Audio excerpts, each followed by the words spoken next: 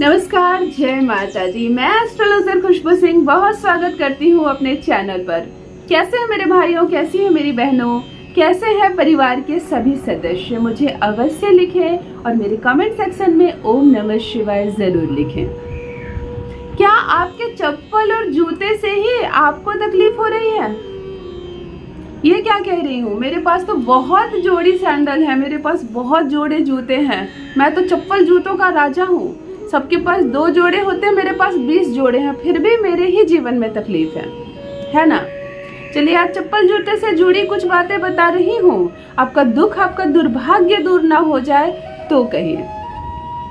सबसे पहली बात, बहुत ज्यादा संख्या में चप्पल जूते रखने की आवश्यकता नहीं है। बीच बीच में उसे बांटते रहिए। अच्छी अवस्था वाले चप्पल जूते जिसे अब आप नहीं पहनते हैं, बड़े बड़े समय हो गए वो रखा हुआ है, अब मोह त्यागिए और उसे बांटिए। जिसके पैरों में नहीं है चप्पल जूते, यहाँ तक कि आपका कोई कजन, ब्रदर, सिस्टर भी घर आया हो, आपके परिवार के सदस्य आए हो, आप हेर फेर कीजिए, अपने चप्पल दे दीजिए उसे, अपने नए जूते दे दीजिए उसे।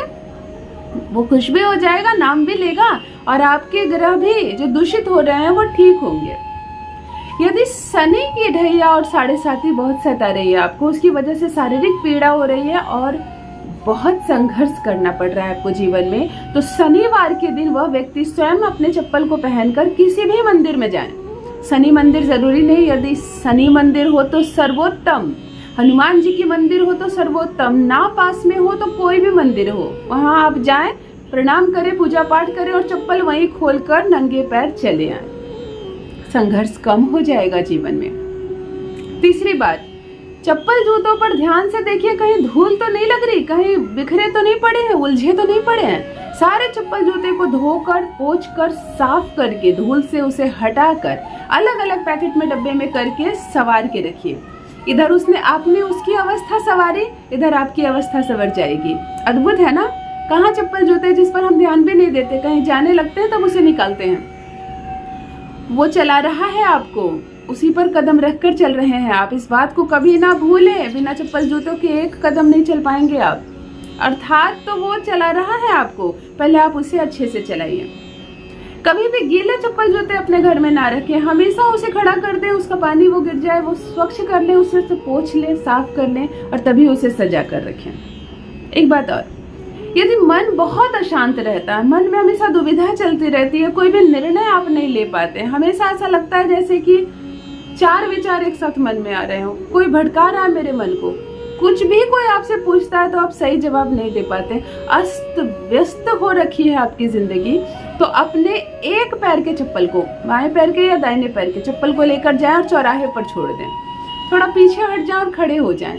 ध्यान दें, क्या उस पर कोई गाड़ी चल रही है, किसी के पैरों से वो फेंका जा रहा है। जितने उस पर गाड़ियां चलेंगी, लोग जितना पैर से उससे अस्त व्यस्त करेंगे, आपके मन में जो अस्त व्यस्त हो रखा है ना, राहु और शनि जो दूषित हो रखे हैं, जो झगड़े करवा रहे हैं, जो निर्णय नहीं ले पा रहे हैं, आप सब लेने लगेंगे। या दोनों पैर के चप्पल भी आप खोल सकते हैं, परंतु एक पैर का चप्पल ही सार्थक होता है, दूसरे पैर के चप्पल को आप फेंक दें कहीं।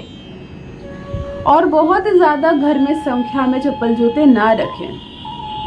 जब भी कोई बाहर से आता है तो चप्पल जूते गलती से हम जल्दबाजी में खोलते हैं, अपने घर चले आते हैं। कोई पीछे से आया, उसके ऊपर खोला और चला आया। तो कम से कम घर का एक व्यक्ति, घर की कोई गृहिणी हो या किसी एक सदस्य को यह जिम्मेदारी दे दे कि ध्यान दे, किसी के चप्पल पे किसी ने चप्पल तो नहीं चढ़ा के रखी है।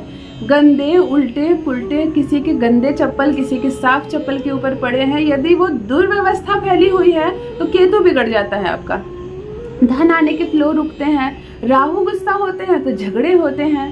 तो आप चप्पल को संवारें, जैसे किसी इंसान को संवारते हैं। अपने घर में अपने बच्चे को नहलाते हैं ना, स्वच्छ कपड़े पहनते नहाते, उसके पैर पे पाउडर लगा देते हैं ताकि आपका बच्चा चमकता रहे। तो चप्पल को ऐसी अवस्था में हमेशा चप्पल पर भी ध्यान रखें, चप्पल साफ तो है, चप्पल सूखी हुई तो है, वो सही से अपने डब्बे में है कि नहीं, हमेशा मस्तिष्क में ये बात रखें। आप केवल चप्पल जूते के साथ इतना करना प्रारंभ कीजिए, जीवन में बदलाव ना आ जाए तो कहिए, अवश्य करें और अपना अनुभव मेरे कमेंट सेक्शन में अवश्य साझा करें। बहुत बहुत धन्यवाद।